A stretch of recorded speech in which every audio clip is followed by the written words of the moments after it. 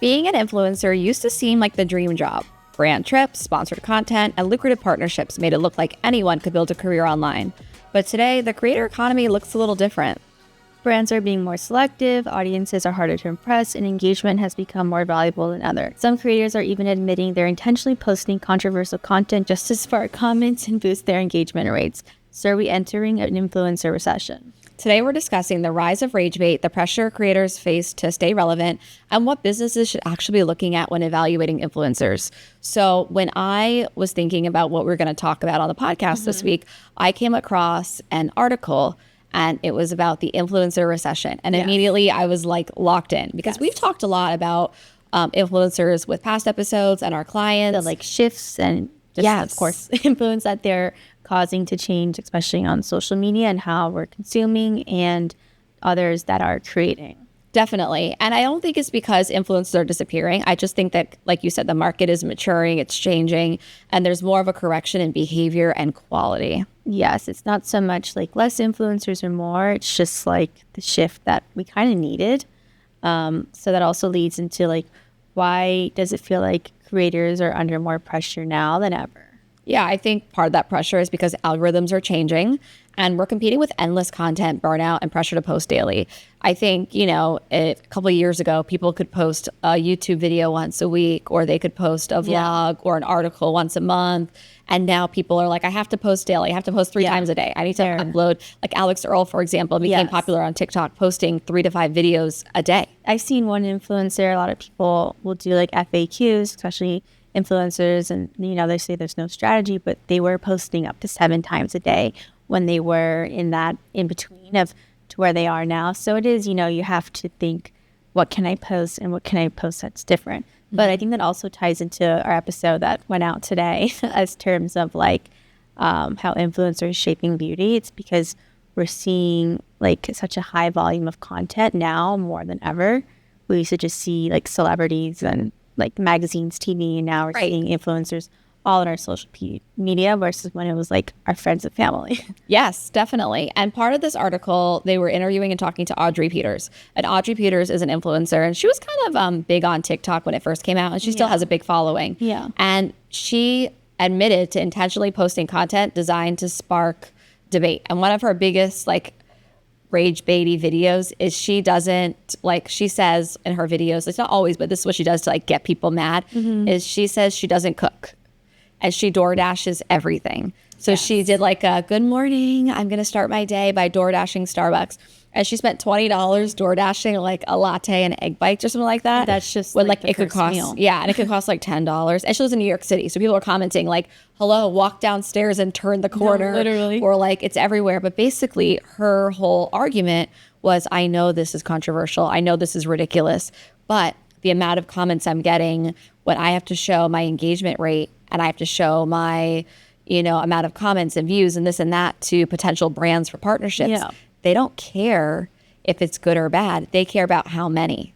Yeah, it's similar like saying like bad publicity is still publicity. So that's how she's using it to hack the algorithm. She's making people pissed off to rise above. And I mean, because, I will also see like a video, especially on TikTok, and I'm like, and I see all the like high number of comments, and I'm like, oh, I have to look through this because that's like my favorite part to look at. But that's why it was pushed up and it's getting all this great engagement, because really not so much the views, but more so like the comments and like the kinds and the jokes and everything. So people are intentionally spelling things wrong to get people to engage. People are intentionally doing crazy things just to piss people off so they can get comments. Yes, or, fluffing up a scenario, etc.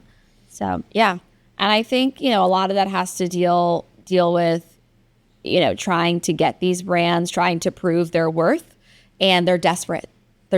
So they're just doing anything. And again, they're competing at such a high volume of competitors that they're trying to find ways to stand out. So this leads into the next question is, has the creator economy simply become oversaturated? I think, it has. I think it still could be used, but I think it's oversaturated in the sense of like, if you're not original or it's not unique to you or it's not your niche, why bother? Yeah. And that's the same thing as like not hopping on every trend, like if it doesn't apply in so many other scenarios.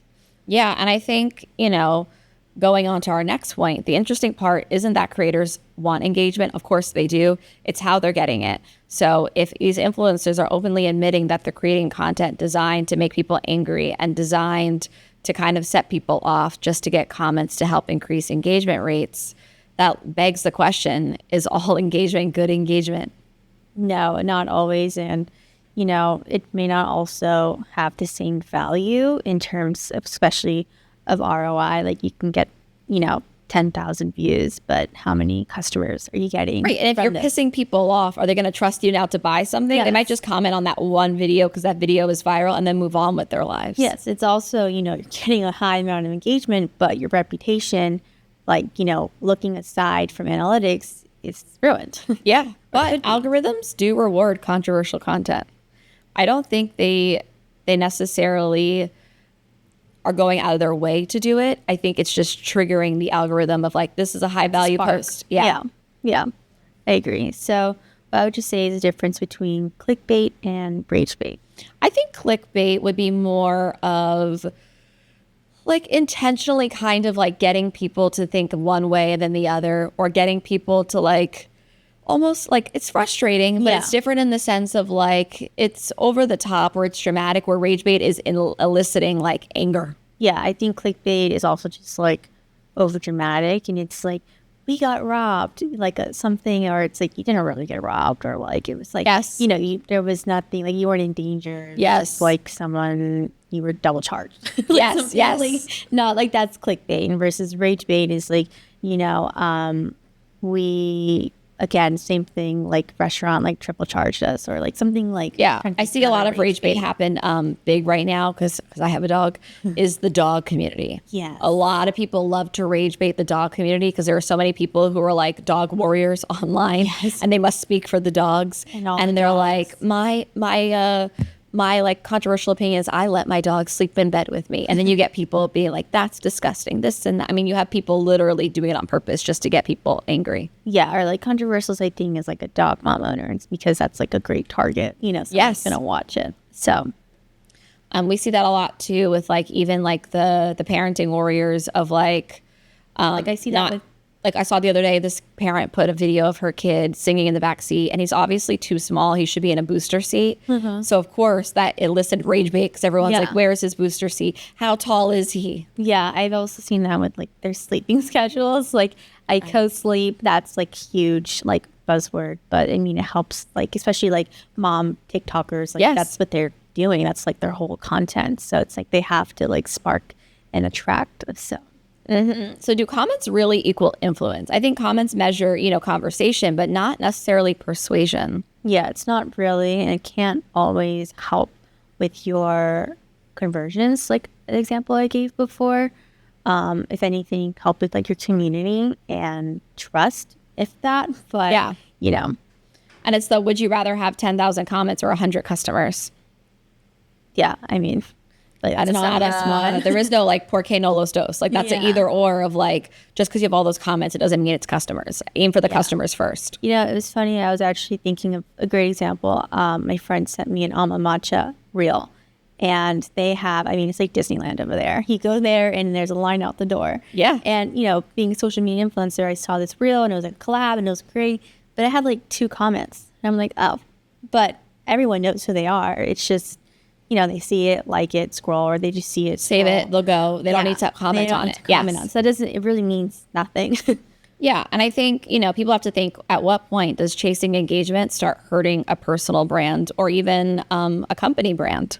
Yeah. I think if you're chasing, or when you're recognized for like your controversy, for your like rage bait or just like negative thoughts over like your reliability, expertise, and just like that creating or curating that community feel on your page or for your brand. Definitely. There's this guy who his whole brand is like how to thrift smarter. And anyone who knows me knows I don't like thrifting. I'm like very anti-thrift. I'll do like a clothing rental, I will do like a TJ Maxx or Marshalls, but I'd rather buy and donate and on to the next. But I don't enjoy the the thought of like going in a thrift store. It's just not my thing. Yeah. But yet this guy's brand is fascinating to me because that's his expertise. But to get an audience and to get people, he was starting to say like, if you wear these 5 bags, they make you look cheap. If you wear these shoes, you look, you look inexpensive, or this, top is making you look poor. So everyone's watching it because you're like, what? And people are defending it. Like, I'm going to wear whatever I want, or like, let people wear what makes them feel comfortable, or like, who are you? And now he started doing good content of like, here are 5 brands that are really inexpensive that make you look chic. Like now he's starting to do more like positive content. Yes. Or he's like, here's how you compare an everyday item with the whatever to make you look elevated. And it's, if you see his strategy, he was literally pissing people off to gain an audience, and it worked. And now people are like, if you see the comments too, people are commenting, oh, I like you in this video much better. And now he's like providing a solution and just like more positive. Yeah. Did it work for him? Maybe. But also you might have people who are so pissed off they blocked him. They never want to see his videos again. They feel like attacked. Yeah, you might have people be like, he is too arrogant for me. Yeah. So I don't know if I recommend that strategy to anybody. I literally can think of someone exactly like that, but for bedding, his whole feed is just bedding, how to make your bedding look chic, hotel like expensive. And he does the same thing. It's like this material of comforter makes your room look cheap. You're placing and setting your pillows wrong. Like instead of having them like vertical, they're like stacked atop each other like books. And everyone in the comment is like, well, I just been, making my bed wrong my whole life. It's just like, so do what you want, people. Simple. Yes. But it's just, so, but at the end of the day, he's providing tips. Yes. He's like very sassy in his videos. So. Yes. And I think, that comes to the next question of, would you work with an influencer whose engagement comes primarily from controversy?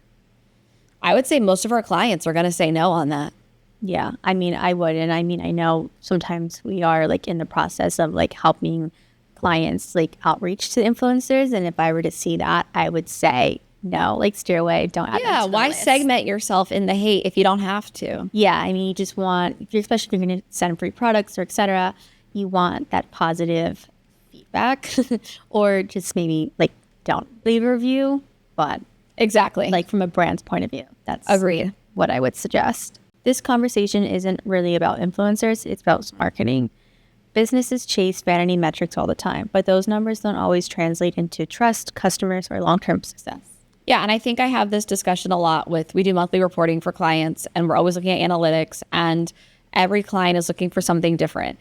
And I think if people ask us, what metrics should businesses focus on instead of just engagement, it's kind of like engagement's great because you want to know, but if you're trying to see what's positive, and we're talking about this like rage bait and influencer recession kind of economy, look at conversions, look at website traffic, look at saves and shares, look at qualified leads, look at repeat customers, customer retention. I think there's so much that can happen there beyond just a comment. It's what are people doing beyond the post? Yeah. How like recognizable are you to your audience versus like how many likes, or even, I feel like the most main can be like followers. And that's something a lot of, clients can like get hooked up on. And like, we don't have like 100,000 followers yet. It's just not even a metric anymore, really. It's just like, you can have a million that to the side. Yeah. And focus on like the handful that we just said. Yeah. Gary Vee's big on, we've been saying it, but Gary Vee is obviously bigger than us. So he's been saying it too, in the sense of like the social media world right now, followers is nothing. You can have 5 followers or 100,000 and your video can still go viral and your next video could still flop. So it's more about the content and more about being searchable with keywords than followers. What I was just about to say. And I think that relates to how should brands evaluate influencers then? Yeah. Knowing this, how should they pick the influencers? I think it's, like you said, looking beyond the vanity metrics and really looking at the influencer as a whole. Are people sharing and saying, we love this person? Or are they commenting, rage bait and disagreeing with them? Are they sparking too much controversy? Are they not just like creating like a good community within their profile? Definitely. Are they having like real conversations as well, like below the surface level? And something we talk about often with our own clients, especially if they have smaller budgets, is a smaller creator with a loyal community definitely can outperform a larger influencer. Yes. You can get as a niche influencer, you're going to get a niche and most likely more trusted audience that comes with them. So again, it may be smaller, but it's also like versus if you had none. So it's like Exactly. you get like 10, 15 more from the small creator versus like not pursuing any creator at all and missing out on those select few that you can get. And what makes someone truly influential beyond their numbers is, their past, their credibility, their consistency. Are they a doctor? Or did they get their master's? Do they study a topic? One of my favorite influencers, he's a water sommelier, I kid you not. And all he does, he's an expert in water. He talks about all these different water brands, and he studied it and knows it. And I'm going to trust his, thought process on water because he has the education for it versus, Kim Kardashian drinking a smart water. Yeah. Or Nietzsche or whatever. Exactly. So also, can they inspire action? Yes. Versus like, they can advertise it. Kim Kardashian can look amazing with this water, but like, can she finish the marketing cycle and like press checkout and purchase the item? Exactly. So how can brands create engaging content without relying on controversy? There's so many ways. Yes. Yes. Share your experience, share behind the scenes, Educate, entertain, show personality. That's a huge one. It's really not hard. Yes. And then I think start conversation, not arguments. Leave it open-ended. What do you think? Or let's talk about exactly. This, versus like, I had the worst experience, XYZ. It could also all just be subjective at one time. So, and I think there's so many lessons that marketers can take away from this, so-called influencer recession. And I think one of the big ones it all goes down to is, authenticity. We say it all the time, but you're going to avoid that whole influencer recession business if you just authentic to your brand or authentic to the person who they are. Yeah. And also consistency, like consistently working on those collaborations and partnerships. And feel like not putting all your eggs in that one basket for really helping with the rest of your marketing cycle. Definitely. So the influencer economy isn't disappearing, it's evolving. The creators who succeed long-term won't just be the ones getting the most comments. They'll be the ones building trust, creating value, and developing communities that people generally want to be part of. Yes, and whether you're an influencer, marketer, or business owner, this conversation is a reminder that while attention may get you noticed, authenticity is what creates lasting impact. Thanks for tuning in to another episode of You Heard It Here. If you enjoyed today's conversation, be sure to subscribe, leave a review, and share this episode. Thanks.